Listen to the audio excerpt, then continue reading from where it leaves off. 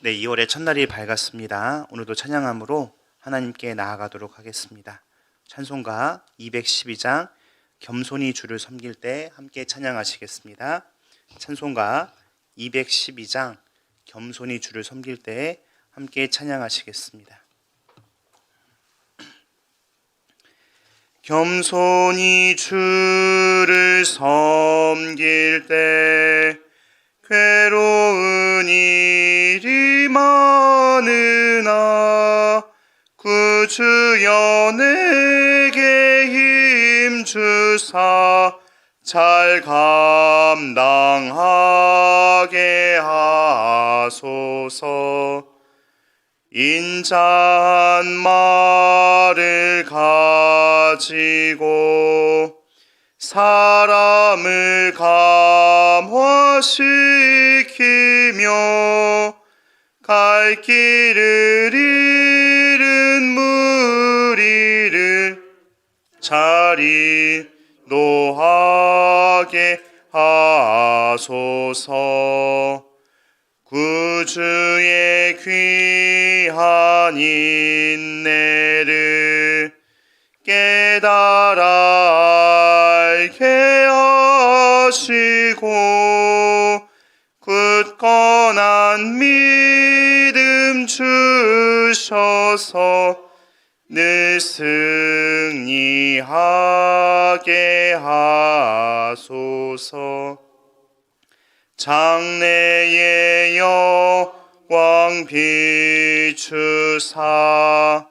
소망이 되게 하시며 구주와 함께 살면서 참 평강 얻게 하소서.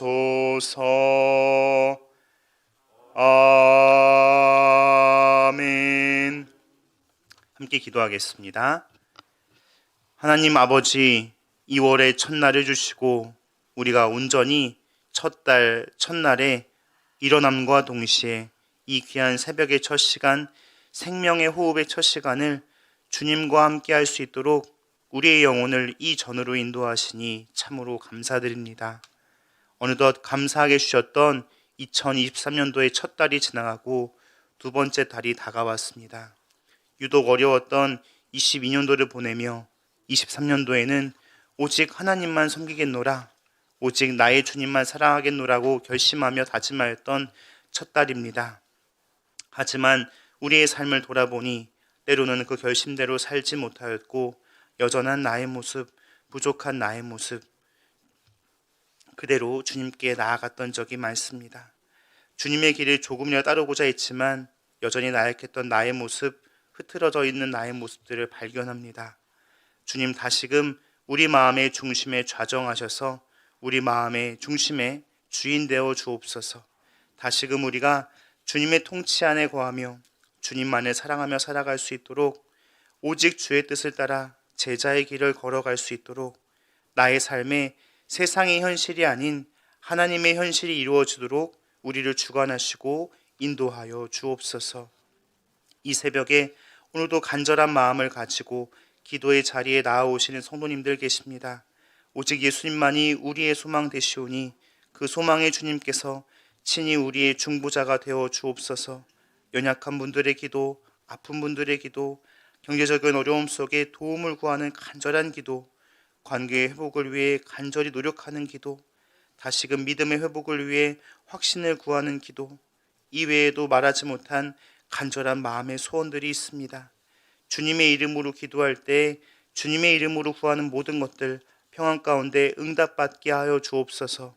기도하는 가운데 우리의 생각보다 더 큰 복과 응답을 준비하시는 주님을 반드시 만나게 하시고 기도하는 기쁨이 더 커질 수 있도록 기도하고 응답받는 귀한 복을 각 처소와 가정 가운데 허락하여 주옵소서. 오늘 새벽에는 사무엘상 말씀을 묵상하며 주님의 인도하심에 대해 돌아보고자 합니다. 하나님은 어려운 현실 가운데서도 하나님의 뜻을 이루고자 몸부림치는 다윗을 사랑하셨습니다. 자신의 뜻과 삶의 방식을 유지하였던 사울과는 달리 오직 온유함으로 하나님께 순종했던 그 다윗은 하나님의 마음에 합한 자라 친히 불러주셨고 그를 하나님의 나라가 세워지는 귀한 여정 가운데 세워주셨습니다. 주님, 오늘도 말씀 앞에 우리의 삶을 돌아보게 하셔서 말씀을 따르는 순종과 온유한 성품의 열매가 우리 가운데 맺어져 갈 수 있도록 우리의 마음을 옥토로 다듬어 주옵소서. 이 모든 말씀 우리의 삶 가운데 하나님의 현실을 함께 이루어 주실 우리 구주 예수 그리스도의 이름으로 기도합니다. 아멘. 네, 오늘은 장례당한 가정의 발인 예배가 있는 날입니다. 담임 목사님께서 현재 발인 예배를 인도하시는 중에 있습니다. 하여서 오늘은 제가 대신하여 말씀을 전합니다. 장례당한 가정에 하늘의 위로가 있기를, 또한 장례를 마치는 여정 가운데 사랑과 은혜가 풍성할 수 있도록 함께 기도 부탁드립니다. 오늘 우리에게 주신 하나님의 말씀은 사무엘상 25장 36절부터 44절까지의 말씀입니다. 하나님의 말씀을 한 절씩 교독하도록 하겠습니다. 아비가일이 나발에게 돌아오니 그가 왕의 잔치와 같은 잔치를 그의 집에 배설하고 크게 취하여 마음에 기뻐함으로 아비가일이 밝는 아침까지는 아무 말도 하지 아니하다가 아침에 나발이 포도주에서 깬 후에 그의 아내가 그에게 이 일을 말하매 그가 낙담하여 몸이 돌과 같이 되었더니 한 열흘 후에 여호와께서 나발을 치심해 그가 죽으니라. 나발이 죽었다 함을 다윗이 듣고 이르되 나발에게 당한 나의 모욕을 갚아주사 종으로 악한 일을 하지 않게 하신 여호와를 찬송할지로다. 여호와께서 나발의 악행을 그의 머리에 돌리셨도다 하니라. 다윗이 아비가일을 자기 아내로 삼으려고 사람을 보내어 그에게 말하게 하매 다윗의 전령들이 갈멜에 가서 아비가일에게 이르러 그에게 말하여 이르되 다윗이 당신을 아내로 삼고자 하여 우리를 당신께 보냈더이다 하니 아비가일이 일어나 몸을 굽혀 얼굴을 땅에 대고 이르되 내 주의 여종은 내 주의 전령들의 발시하고 아비가일이 급히 일어나서 나귀를 타고 그 뒤를 따르는 처녀 5과 함께 다윗의 전령들을 따라가서 다윗의 아내가 되니라. 다윗이 또 이스라엘 아히노암을 아내로 맞이하더니 그들 2사람이 그의 아내가 되었더라. 사울이 그의 딸 다윗의 아내 미갈을 갈림에 사는 라이스의 아들 발디에게 주었더라. 아멘. 네, 오늘 저와 여러분들이 함께 읽고 이 묵상하는 사무엘서는요, 크게 보면 기도하고 그것을 응답받는 내용에 관한 책입니다. 특별히 이 기도는 3가지로 구분해서 살펴볼 수 있습니다. 첫 번째 기도와 응답은 1장부터 8장에서 이루어집니다. 잘 아시는 것처럼 이 사무엘상은 한나의 기도로 시작합니다. 한나는 오랫동안 자녀가 없었고 분인나에게 수치를 당하는 모습이 있었습니다. 한나는 이 속상하고 안타까운 마음을 있는 그대로 하나님께 올려드렸습니다. 그때에 하나님께서 외면치 않고 응답하여 주십니다. 그 가정에 사무엘을 아들로 주십니다. 그리고 사무엘은 나실인으로 구별되어서 성장하게 됩니다. 그 당시 이스라엘 영적 현실은 어두웠다라고 성경은 진단합니다. 그런 어두운 영적 현실 가운데 사무엘은 영적 등불이 되어주는 역할을 잘 감당합니다. 하나님의 음성을 백성들에게 전달해 주었고요. 하나님의 구원하심이 어떤 것인지 이스라엘 백성들에게 잘 알려주었습니다. 하나님은 그 작은 여인 한나의 기도에 응답하셔서 충실한 선지자 사무엘을 보내주시는 응답을 이루어 주셨습니다. 9장부터 15장에서는 이제는 한나의 기도가 아니라 백성들의 기도가 이어집니다. 어려운 중에서도요, 하나님은 백성들에게 구원의 역사를 보여주십니다. 하지만 그들은 어리석게도 이 하나님의 전능하심을 신뢰하지 못하였습니다. 당장 주변에 강대국의 힘과 정치 체계를 부러워하였고 자신들에게도 왕을 달라고 기도하기 시작하였습니다. 우리에게 인간왕을 주십시오라는 이 기도에 하나님은 응답해 주셨습니다. 눈에 보이지 않는 우리의 진정한 왕이신 하나님은 그 사람들의 기도에 져주십니다. 그리고요, 사람들이 보았을 때 아주 좋은 조건을 가진 사울을 왕으로 세우도록 허락해 주셨습니다. 그는 키가 크고 용모가 준수하고 그리고 또한 용맹하였습니다.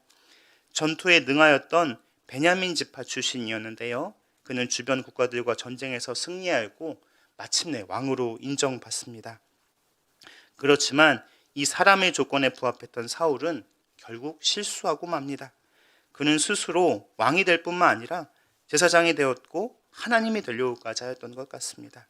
전투를 마친 뒤에 사무엘 대신 제사를 드리고 하나님이 명령하신 그 헤렘, 질멸의 명령도 지키지 않고 마음대로 전리품을 취하였습니다. 하나님이 이때 어떻게 응답하셨느냐? 후회하심으로 응답하십니다. 이 후회하심은 안타까움, 슬픔으로 대변되는 단어입니다. 그리고 이스라엘 백성들은 어떻게 됩니까? 다시금 전란의 위협 속에 빠지게 됩니다. 그런데요, 이때 사람들의 기도는 모두 그치게 되는데 이제는 하나님의 기도가 등장합니다.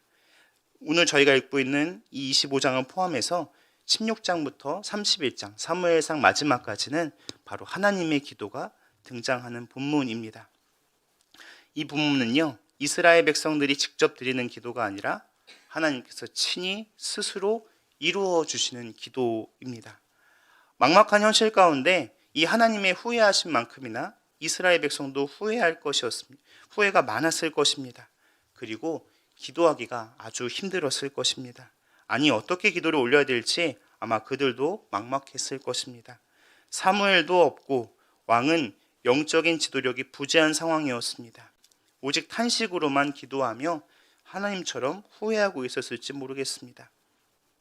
이렇게 낙심이 가득한 이스라엘 땅에 하나님께서 일하기 시작하셨습니다. 조용히 사무엘이 움직여서 작은 소년에 불과했던 다윗에게 기름을 부어주셨습니다. 그는 사람의 조건으로 보면 별 볼 일 없던 목동이었습니다. 유력 가문의 출신자이긴 하지만 그는 아버지도 형제들도 주목하지 않았던 막내 아들 목동이었습니다. 그런데 그는요, 사도행전의 증언처럼 하나님의 마음에 맞는, 꼭 하나님의 마음에 차는 그런 사람이었습니다. 하나님께서는요, 하나님의 마음에 합한 사람을 세우심으로 스스로 기도하셨고 스스로 응답을 보여주셨습니다. 우리의 삶을 잠시 돌아봅니다. 우리도 기도가 막힐 때가 있지 않습니까? 그런데요, 때로는 그 순간에 하나님께서 우리의 기도를 대신 받아주시고 또한 같이 기도하시고 새로운 응답을 보여주십니다. 따라서요, 우리의 기도에는 절대 실패와 낙심은 존재하지 않습니다. 이것이 바로 우리가 계속해서 기도해야 하는 이유입니다. 말씀드린 것처럼 이 사무엘상 하반부는요, 하나님의 전적인 기도와 응답으로 진행됩니다. 16장부터 31장까지는 하나님의 긴 호흡의 기도라고 할 수 있습니다. 그런데 하나님의 긴 호흡의 기도에요, 사울과 다윗이 아주 명백하게 비교되어서 나타납니다. 사울의 가문과 사울은요, 점점 쇠퇴하는 반면에 다윗은 어려운 현실 가운데서도 점점 승승장구합니다. 사울은 왕이었습니다마는 불순종하였고 그로 인해 쇠락의 길을 가다가 그만 사무엘상 말미를 보시면 비참한 죽음을 맞이하게 됩니다. 다윗은 비록 목동이었지만요, 철저하게 하나님께 순종하였습니다. 사무엘상에서 보여지는 그의 대부분의 모습은 불행한 도망자의 삶이었지만 하나님께서는 그를 하나님의 사람답게 성숙하고 성장하게 하십니다. 그리고 마침내 사무엘상을 마치고 사무엘하를 보시면 그는 하나님이 세우신 왕으로 인정받게 됩니다. 마치 그래프를 보면 사울의 그래프는 점점점 하강하는 반면에 다윗의 그래프는 점점 상승하고 있죠. 근데 이 그래프가 딱 만나는 지점이 있습니다. 어떻게 만나냐? 바로 그 만나는 지점이 바로 오늘 함께 읽은 25장에 해당하는 지점입니다. 이 지점에서 사무엘은 죽음을 맞이합니다. 다윗 성장할 때 사무엘이 많이 도움을 주었죠. 그런데 이제 그 성장하던 다윗이 의지할 바가 없어졌습니다.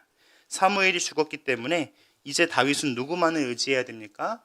하나님을 직접 신뢰하고 의지하고 나아가야 합니다. 25장 초반부에 그는 나발이 거주하는 땅에 가게 됩니다. 그런데 25장 어제 읽었던 본문을 기억해 보시면 그는 심히 부하였다라는 표현이 3절에 등장합니다. 심히 부하였다는 표현은 히브리어로 가돌메오드라고 합니다. 이것들은 성경에 3, 4회밖에 등장하지 않는 특별한 표현입니다. 나발이 그러니까요, 적당한 부자가 아니라 아주 큰 부자였다는 것을 의미합니다. 아주 소유가 많은 사람이었다는 것이죠. 이 표현은 욥이나 모세에게만 붙여졌던 표현입니다. 그러니까 아주 영향력이 있고 큰 부자였다라는 것이죠. 그가 거주하는 지명을 보았더니 그는 유다 지파에 해당했던 사람 같습니다. 아마 학자들은 추정하기에 나발을 갈렙 가문의 지도자라고 평가를 합니다. 다윗은 무슨 지파입니까? 유다 지파였습니다. 아마 나발을 의지하고 싶었을 것입니다. 같은 지파였기 때문에 도망자인 자신을 좀 보호해주고 전쟁에 들어갈 많은 비용을 그가 좀 부담해주기를 원했을지도 모르겠습니다. 하지만 안타깝게도요, 나발은 사울을 더 의지했던 것 같습니다. 야멸차게 다윗을 무시했습니다. 다윗은 속상하였고 그를 무력으로 해하고 그의 세력을 차지하고 싶었을지도 모르겠습니다. 하지만 다윗은 무시당했을 그때에 아비가일의 도움을 받고 온유하게 그 자리에 물러납니다. 만약 사울이 이 자리에 있었다면 사울은 어떻게 했겠습니까? 혹시 나발을 죽이는 실수를 범했을지도 모르겠습니다. 하지만 다윗은 무시를 당했던 그 현장에서 하나님의 뜻을 깨닫고 온유하게 물러가고 순종하였습니다. 근데 성경의 구조는 참 재밌게도 이 다윗이 이때만 온유했다고 말하지 않습니다. 이 사무엘의 죽음으로 대변되는 이 25장 주변에 24장과 26장을 보시면 다윗이 또한 온유했다라는 표현이 등장합니다. 언제 자리냐 하면요, 바로 다윗과 사울이 홀로 만나는 장면이 24장과 26장에 등장합니다. 그는 사울을 죽일 수 있었던 결정적인 기회가 있었는데요, 사울을 죽이지 않습니다. 오히려 하나님의 뜻이라고 하며 사울을 죽일 수 있는 결정적인 기회에서 그만 도망치고 맙니다. 사울도 이 상황에서 다윗을 칭찬하고 존경하지 않을 수 없었을 것 같습니다. 25장에서는 어떤 상황이었냐면요, 많은 사람들 앞에 있을 때 다윗은 하나님의 뜻을 존중하여서 나발과 싸우지 않았습니다. 또한 24장과 26장을 보시면 홀로 있을 때, 작은 무리들 앞에 있을 때 그는 사울을 죽이지 않고 하나님의 뜻을 존중하였습니다. 사울 또한 하나님이 세우신 사람이었기 때문에 다윗은 그 뜻을 존중했던 것이죠. 즉 25장을 중심으로 해서 24, 25, 26장은 다윗이 철저하게 하나님의 뜻을 존중하는 모습으로 나오고 있습니다. 이것은 바로 사무엘상의 주제 말씀이기도 합니다. 사무엘상의 주제 말씀은 바로 하나님의 뜻을 존중하는 것, 하나님께서 나의 왕이 되시는 것을 의미합니다.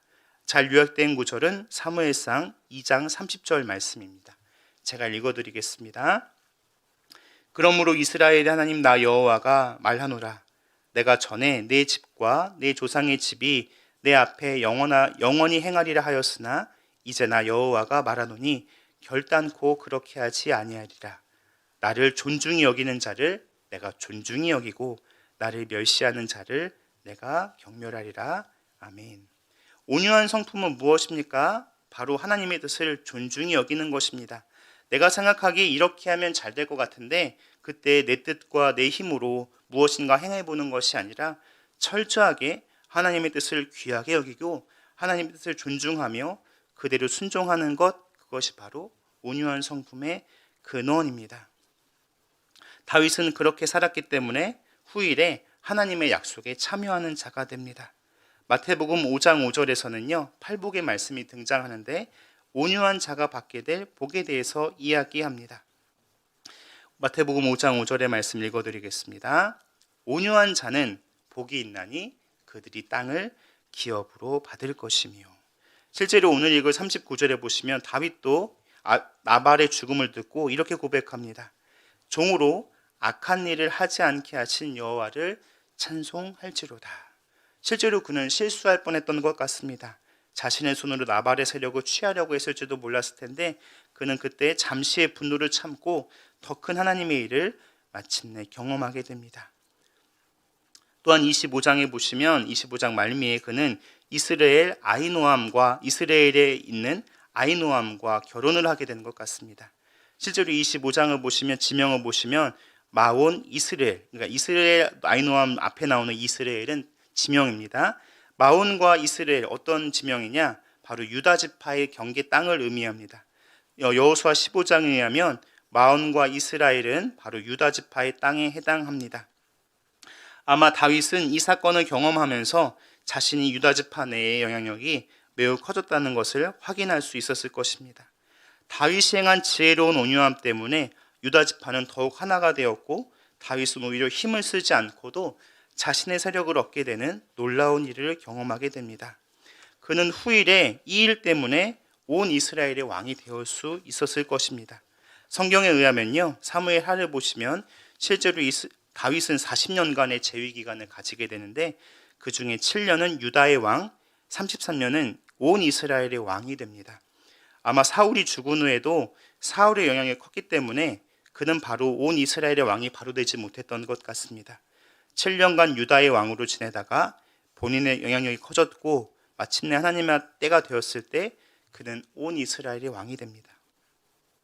만약에요, 다윗이 실수했다면 어떻게 됐을까? 그는 온 이스라엘의 왕으로 추앙받지 못했을 것입니다.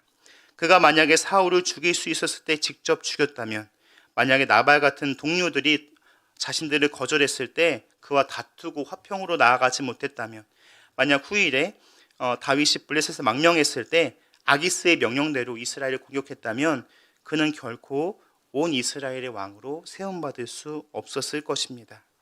온유함으로 나아가는 자가 성경의 말씀대로 복을 받게 되었고, 마침내 하나님의 땅에 거하는 축복을 받게 됩니다. 반면에 사울의 삶은 어떠합니까? 25장 가장 마지막 절을 보시면 사울의 운명을 대변하는 지명 하나가 등장합니다. 그것은 바로 갈림이란 단어입니다. 사울은 다윗이 도망간 뒤에 자신의 딸 미갈을 갈림에 사는 라이스의 아들 발디에게 주었다고 합니다. 이 갈림은 여호수아서에 의하면요, 사울의 고향에 해당하는 것 같습니다. 베냐민 지파 땅인데, 이 후일의 갈림은 안타깝게도 아수르가 침략당할 때 공격당하는 전초지가 되고 맙니다.